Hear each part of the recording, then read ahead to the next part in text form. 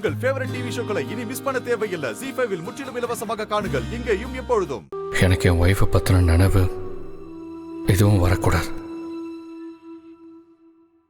என் மூளையிலிருந்து அந்த நினப்பு மொத்தத்தையும் எடுக்கணும்.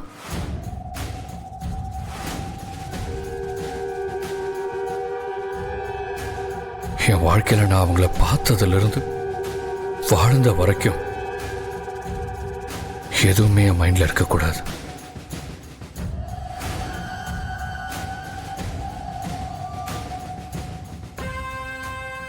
நான் எங்கள் அம்மாவுக்கு பையனை மட்டும்தான் இருக்கணும். பாரதியோட ஹஸ்பண்டாக இருக்கக்கூடாது.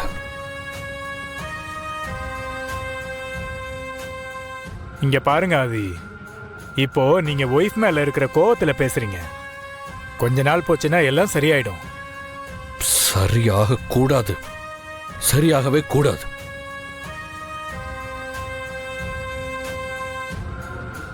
What you mean? Yes doctor, ஃபாரின்ல மெமரி ரிமூவ் சிஸ்டம் மெடிக்கலாக ஒர்க் ஆயிருக்குன்னு எனக்கு தெரியும். டாக்டர், எனக்கும் அந்த ஆப்ரேஷன் பண்ணணும்.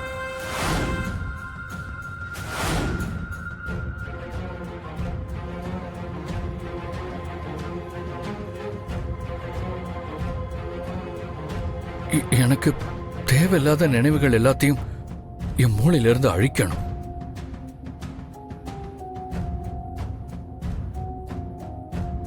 முக்கியமா பாரதியோட நினைவு எதுவுமே இருக்கக்கூடாது. அதான் ஆண்டாளு, அதா இன்னைக்கு மீனாட்சி அம்மன் கோயில்ல அதிகால பூஜை. இந்தா வச்சுக்கோ. பா, ஏன் இப்படி பண்ண?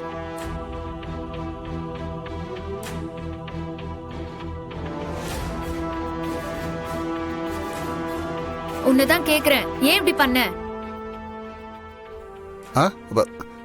ஏதா நான் என்ன பண்ண? இந்த வீடு யார் பேர்ல இருக்கு சொல்லு. இந்த வீடு பாட்டி பேர்ல இருக்கிற சொத்து இதெல்லாம் யார் பேர்ல இருக்கு? ஏதா இதுக்குதான் இப்படி படக்குன்னு கேட்டியா நீயே? என் பேர்ல தான் இருக்கு. என்னவா? பா, இது பாட்டியோட சொத்துப்பா. உன் பாட்டியோட மகன் நான் தானே.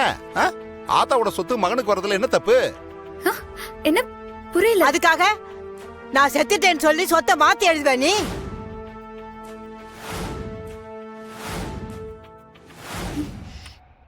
பா, பாட்டி செத்துட்டாங்கன்னு எதுக்குப்பா போய் சர்டிபிகேட் வாங்கின?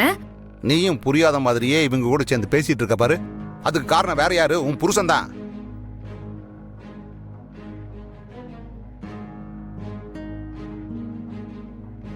இந்தாரு, ஆரம்பத்துல அவருக்கு எனக்கு ஒத்து வரல. அப்போ உன் ஆத்தாக்காரி என்ன பண்ணா? அவ சொத்த பூரா அவர் பேர்ல எழுதி வச்சால. அப்புறம் 10வது குறைக்கு உன் அப்பதான் வேற அவ சொத்து பூரா பேராண்டிக்கு பேராண்டிக்கு பேராண்டிக்குன்னு சொல்லிட்டு இருந்துச்சு. அதான் ஒரு கோவத்துல பண்ணிவிட்டேன். கோவம் தான் கொலை கூட செய்வியாடா? இதுக்கு எடுத்தாலும் இப்படியே கேட்டுக்கிட்டே இரு.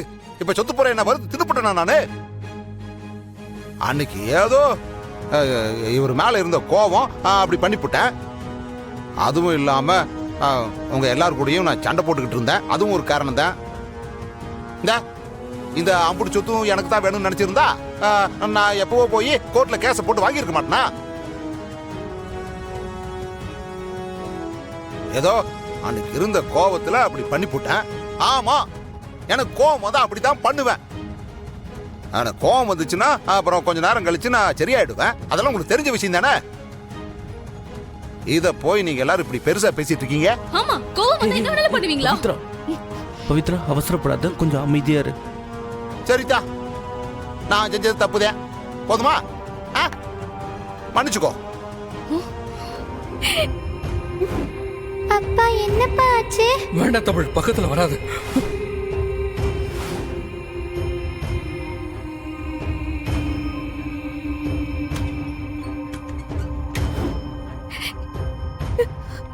ஏய், என்னடி சொல்ற? ஆதி அப்படிலாம் நடந்துக்கிறாரு? பாரதி, என்னால நம்பவே முடியலடி. அம்மா இறந்த வருத்தமும் கோவமும் அவருக்கு இருக்கதான் செய்யும், அது புரியுது. அதுக்காக அவர் இப்படியெல்லாம் இருப்பாருன்னு என்னால கற்பனை கூட பண்ணி பார்க்க முடியலடி.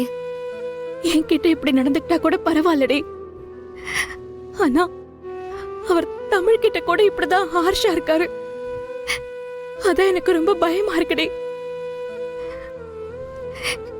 நான் செஞ்ச தப்புக்கு பாவம் தமிழ் என்னடி பண்ணுவா? நைட் என்னடானா திடீர்னு எழுந்து தொடாதீங்க, ரூமை விட்டு வெளியே போங்கன்னு சொல்றாரு. எங்களை பார்த்தாலே அவரு வேற மாதிரி நடந்துக்கிறாரு. அவர் இப்படி பாக்குறதுக்கு எனக்கு ரொம்ப கஷ்டமா இருக்குடி. எனக்கு என்னமோ ஆதி இதெல்லாம் கோவத்தினால பண்ற மாதிரி தெரியல. அவரு மனசுக்குள்ள வேற ஏதாவது தான் இருக்கும்னு நினைக்கிறேன். எனக்கும் அப்படிதான் தோணுது. அவர் இங்க வரும்போதே ஏதோ முடிவு பண்ணிதான் இங்க வந்திருக்காரு. ஹாஸ்பிட்டல்ல பார்த்ததுல இருந்தே நான் அவரை கவனிச்சுட்டு தான் இருக்கேன். அவரு என்ன வேணான்னு தூக்கி போட்டு போகதான் முடிவு பண்ணிருக்காரோன்னு எனக்கு தோணுது. ஏய், லூஸ் மாதிரி எல்லாம் பேசிட்டு இருக்காத. நான் அந்த அர்த்தத்துல சொல்லல. அவரு கோவத்தை காட்ட தெரியாம காட்டிட்டு இருக்காருன்னு தான் சொல்ல வந்தேன். அவ்வளவுதான், வேற எதுவும் இல்ல.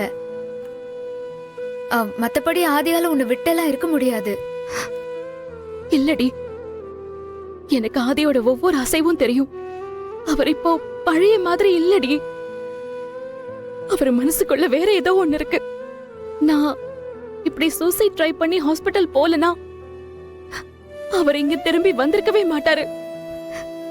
இப்ப அவர் வந்தது கூட என்ன காப்பாத்தி விட்டுட்டு போனோம் தானே தவிர அவர் என் கூட வாழ்றதுக்கு வரலன்னு தோணுது.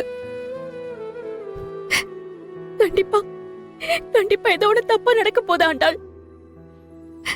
எனக்கு ஒரு மாதிரி படபடப்பா இருக்கு. என்ன நடக்க போதுன்னு நினைச்சாலே கை கால்லாம் நடங்குது. ஏய், ஆதி இல்லாத வாழ்க்கை என்னால யோசிச்சு கூட பார்க்க முடியல ஆண்டாள். பாரதி, அப்படியெல்லாம் எதுவும் நடக்காதுரி. அப்படி நடக்கவும் நான் விட மாட்டேன், சரியா? நீ நீ அழாம இரு. திரும்ப திரும்ப